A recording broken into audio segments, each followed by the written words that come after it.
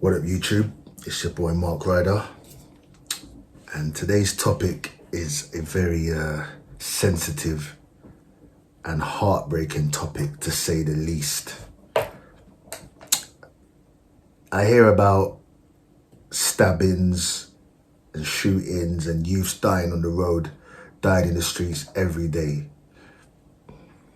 I've experienced violence of the highest magnitude on the streets growing up. Even been on the receiving end of it. Fortunately, I was lucky to escape with my life.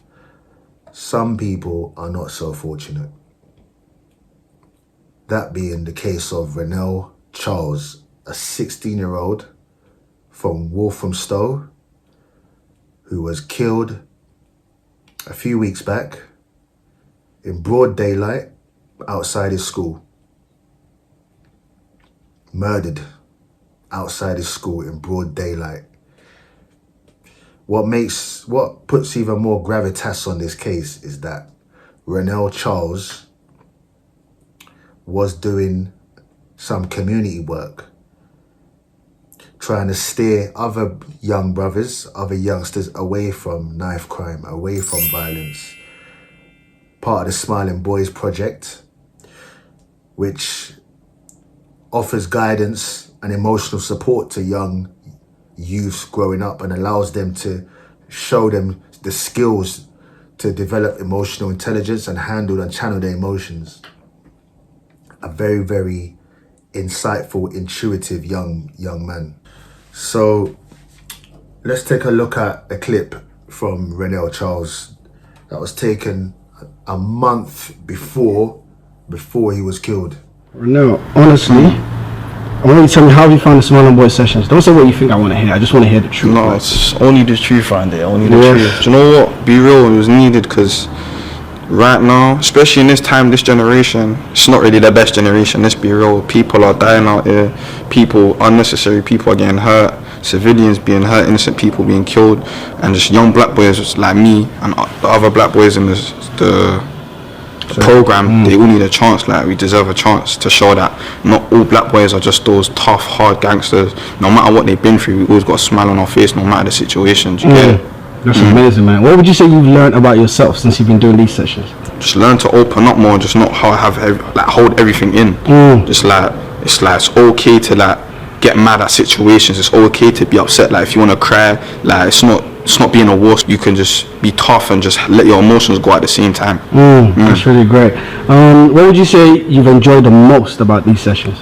Do you know what? It's like seeing and hearing there's other black boys just like me out here going through the same things, and we still all manage to put a smile on our face and just make our mums proud, make our families proud, make our parents proud, make some of our teachers proud, and just doing what we want to do and just trying to make the best out of every situation possible.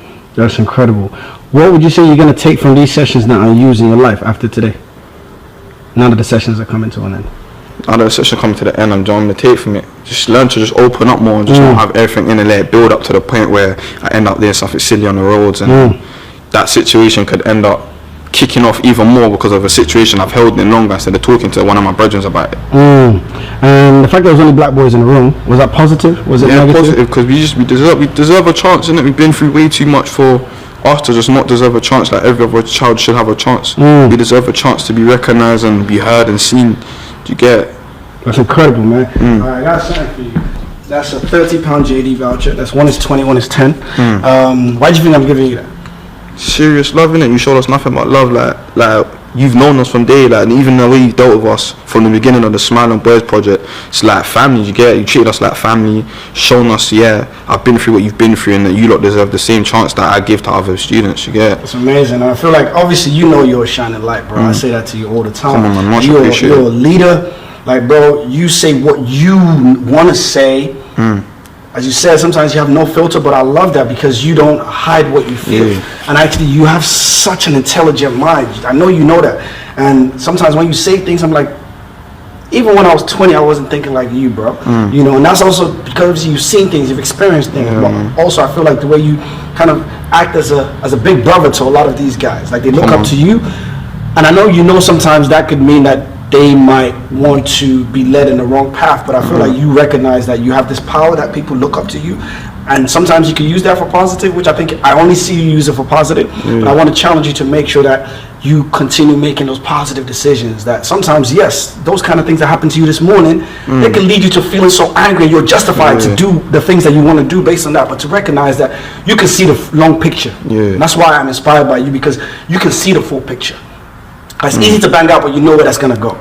You know, so I just want you to keep on being the shining light, Renell, because I'm gonna always keep asking about you.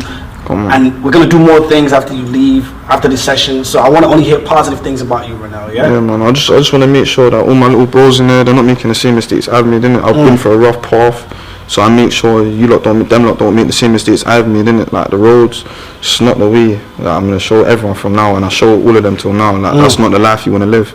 Losing friends, that's all tough.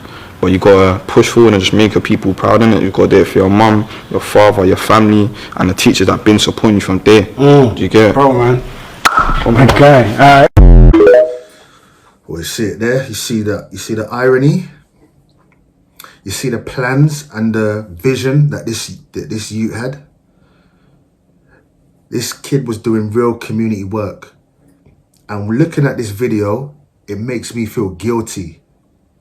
It makes me feel so guilty,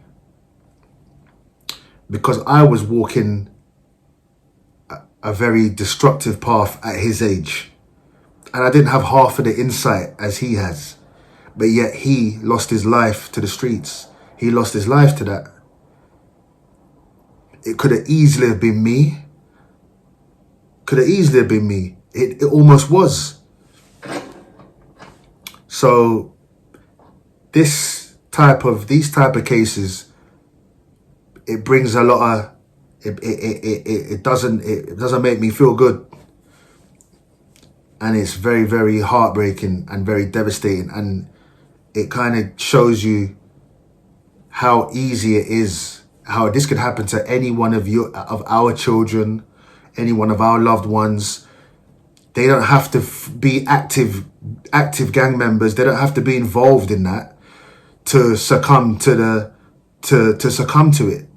Yeah, they could still perish in these streets, regardless of if they're involved in gang activity or not. So it's just, we need to be aware, and it's sad that this young boy wasn't protected, man. You know what I mean? But then again, what can we do? You know, I just hope we can all learn from this and keep stories like this in our psyche, and keep these stories in our heart, and just remember how fleeting life is, and how easy it is, how fragile our lives are, and how easy it is we could lose those that we love, and how much of a crisis the younger generation is in. So something I just want to add a little message to this video. For any kids, any youths watching this video, 9 times out of 10, when these idiots, these dickheads, because that's what they are, stab someone, they don't necessarily mean to kill. They be stabbing each other, stabbing people, and praying to God that the person don't die. When they're stabbing people up, they're not realizing that stabbing someone in their arm or their leg, you bust an artery and the person hemorrhages and bleeds out. You're looking at a murder charge. You're looking at a life sentence. And 9 times out of 10, they don't realize that. They don't understand the gravity of what they're doing. Yeah. So this should just be a lesson for any youths, any drillers, or any of you clowns that are still that are actively involved in any stupidness. Yeah, it gets peak. It gets serious. You see, when you're facing 25 years, 30 years, yeah, your legs will get weak. Your legs will turn to jelly. You'll lose about 5 stone. Yeah. When you're looking at them numbers there, that's when shit really hits the fan. Yeah, that's when you're really gonna understand what it is to be a gangster, what it is to be a bad man, because most of you wouldn't be able to stomach those type of figures, those numbers. Yeah. So understand that when you're going around slashing and stabbing up dudes, they could actually lose their life and die. Yeah. And I know you clowns you're not really looking to do that. You're not looking to murder nobody. Yeah. I know that. But that is the situation you can find yourself in. Yeah. So I just want to put that one out there. Anyway, peace.